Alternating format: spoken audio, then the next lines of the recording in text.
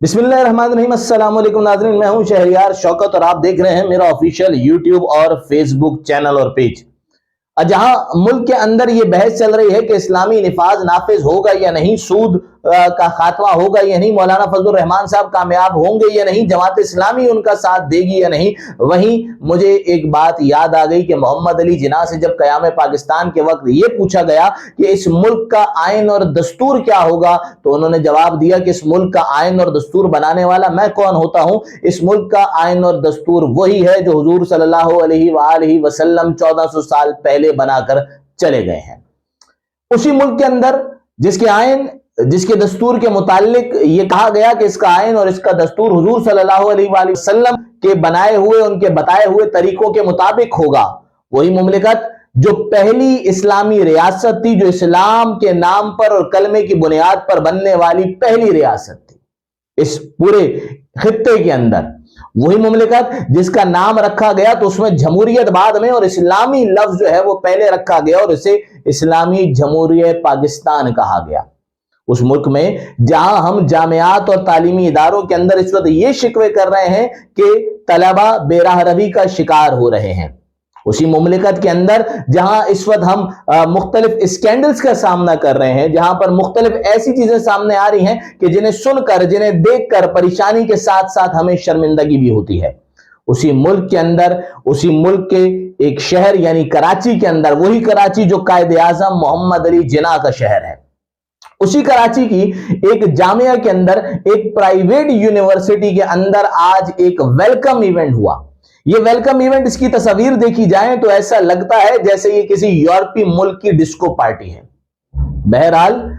مخلوط نظام، مخلوط تعلیمی نظام اور مخلوط معاملات اس ملک کے اندر پہلے ہی چل رہے ہیں، جن پر تنقید کی جائے، جنہیں روکنے کی کوشش کی جائے، جس پر بات کی جائے، وہ وقت کی ضرورت ہے۔ وہیں ایک ایسا ایونٹ ہونا جو ظاہری طور پر یوں معلوم ہوتا ہے، جس کی لائٹنگ، جس کا گیٹ اپ آپ کو ایسے لگتا ہے جیسے کوئی ڈسکو پارٹی ہو رہی ہے، لیکن یہ صرف ظاہری معاملہ نہیں ہے، بلکہ اگر اس کی تحقیقات کی جائیں اور اس کی ڈیپتھ کے اندر جایا جائے، اس کی گہرائی میں جایا جائے اور اس کو پوری طرح پر آنے والی اور وائرل ہونے والی تصاویر کا جائزہ لیا جائے تو ایسا واضح ہوتا ہے کہ یہ شیطان کو خوش کرنے کے لیے کی گئی ہیں۔ وہی تصاویر، وہی سائن جو شیطان کے ماننے والوں کے ہوتے ہیں، وہ سائن باقاعدہ اس پارٹی میں مختلف جگہوں پر بنائے گئے ہیں، اور پھر ایک جگہ پر یہ تک لکھا ہوا کہ آپ سے شیطان خوش ہوا۔ یقینی طور پر یہ لفظ انتظامیہ کے لیے لکھا گیا ہوگا۔ انتظامیہ کے متعلق یقینی طور پر مجھے بھی یہ یقین ہے کہ شیطان نے یہ کہا ہوگا کہ میرے بچوں، آپ کے ابو آپ سے خوش ہو چکے ہیں۔ اسلامی ریاست کے اندر اس قسم کے ایونٹس کا انعقاد، اسلامی ریاست کے اندر ایسے نظریات کا پرچار، اسلامی ریاست کے اندر طلبہ کو خود بے راہ روی کی دعوت دینا، اسلامی ریاست کے اندر خود طلبہ کو شیطانیت کی طرف مائل کرنا،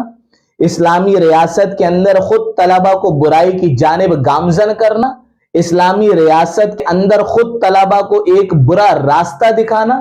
اسلامی ریاست کے اندر ان چیزوں کو آرگنائز کرنا جو اسلام کی نفی کرتے ہیں،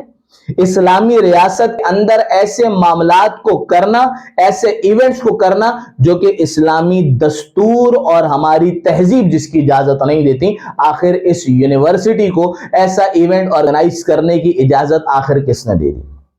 سب سے پہلے تو یہ حکومت کا فرض ہے کہ اس آرگنائز ہونے والے ایونٹ کی مکمل تحقیقات کی جائیں کہ کیا